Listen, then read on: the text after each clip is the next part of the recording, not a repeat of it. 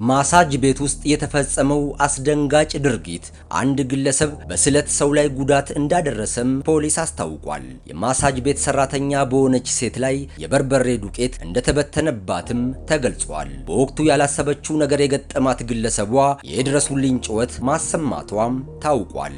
አጠቃላይ በክስተቱ ዙሪያና ፍርድ ቤት ያስተላለፈውን ውሳኔ በተመለከተ ለጥንቃቄ የሚሆን መረጃ እናደርሳችኋለን።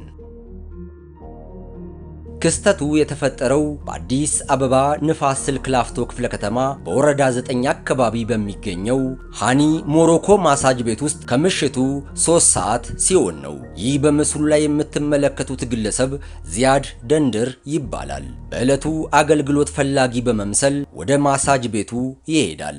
የቤቱ ሰራተኛ የሆነችው ግለሰብም ደንበኛ ነው ብላ ልታስተናግደው ደፋ ቀና ስትል ነበር። ነገር ግን ፈጽሞ ይሆናል ተብሎ ያልታሰበ አንድ አደገኛ ነገር ግቢ ውስጥ መፈጠሩን ፖሊስ አስታውቋል። በጉዳዩ ዙሪያ የሳሪስ ቡልቡላ አካባቢ ፖሊስ መምሪያ የምርመራ ክፍል ኃላፊ የሆኑት ምክትል ኮማንደር መላኩ ግርማ ተናግረዋል። ተጠርጣሪ ዚያዱ ደንድር የሚባል እዛ አካባቢ ከሚገኘው ማሳጅ ቤት ውስጥ ተጠቃሚ በመምሰል ወደ ግቢው ይገባል።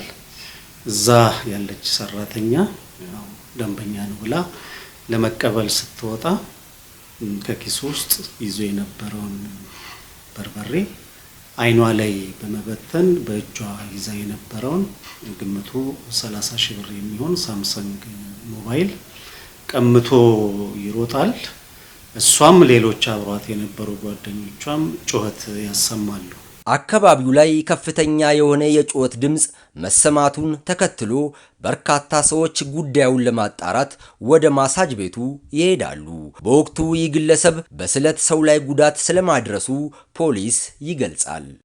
ከግቢው ወጥቶ መሮጥ ከጀመረ በኋላ አካባቢ ላይ ያሉ ሰዎች ሲይዙት የያዘውን አንደኛ ግለሰብ በቃ ሞባይሉን ለመለሰልህ ብሎ እጁን ወደ ጃኬቱ ኪስ ይከትና ስለታማ ቢላዋ አውጥቶ እጁ ላይ ጉዳት ያደርስበታል። ጉዳት ቢደርስበትም እዛ አካባቢ የነበረ ሰው ከሌሎች ሰዎች ጋር ተባብረው ተጠርጣሪውን ይይዙታል። የደረሰውን መረጃ መሰረት በማድረግ ፖሊስ ዚያድ ደንድር ላይ የምርመራ ስራውን ይጀምራል። የሰውና የሰነድ ማስረጃዎችን በማሰባሰብም መዝገብ አደራጅቶ ክስ እንዲመሰረትበትም ያደርጋል። ወደዚህ ፖሊስ ጣቢያ ካመጡት በኋላም ያው ምርመራ ይጀመራል። ምርመራው በማስረጃ ከተጣራ በኋላ ተጠርጣሪው በተፋጠነ ችሎት ታይቶ ውሳኔ እንዲያገኝ በቃሊቲ ከፍተኛ ፍርድ ቤት 3ኛ ችሎት ይቀርባል። ጉዳዩ መታየት ከጀመረ በኋላ ምስክርም ሳይሰማ ተጠርጣሪው የ15 ሺህ ብር ዋስትና ይፈቀድለታል። ያንን ዋስትና ካስያዘ በኋላ መብቱ ተጠብቆለት ከእስር ይለቀቃል። ተከሳሹ በፍርድ ቤት የተሰጠውን የዋስትና መብቱን ተጠቅሞ ከአካባቢው ቢሰወርም ጉዳዩን በሌለበት ሲመለከት የቆየው አቃቂ ቃሊቲ ከፍተኛ ፍርድ ቤት 3ኛ ወንጀል ችሎት ግለሰቡ በፈጸመው የውንብድና ወንጀል በ7 ዓመት ከ9 ወር እስራት እንዲቀጣ ወስኖበታል። ፖሊስ ተከሳሽ ዚያድ ደንድርን አፈላልጎ በቁጥጥር ስር በማዋል በሌላ ቦታ በተመሳሳይ መልኩ በፈጸመው የወንጀል ድርጊት ተጨማሪ ምርመራ እያጣራበት እንደሚገኝ ተገልጿል።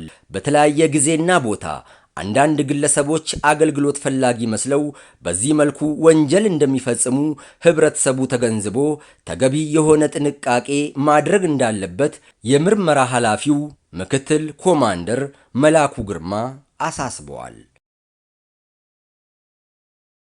ተመልካቾቻችን ለአሁኑ ወደ እናንተ ያደረስነው መረጃችን ይህን ይመስላል። አብራችሁን ስለነበራችሁ እናመሰግናለን። በቀጣይም አዳዲስ የጥንቃቄ መረጃዎች እንዲደርሷችሁ ቻናላችንን ሰብስክራይብ በማድረግ የሚዲያችን ቤተሰብ ይሁኑ። ይህ ዴይ ቱ ዴይ ኢትዮጵያ ነው።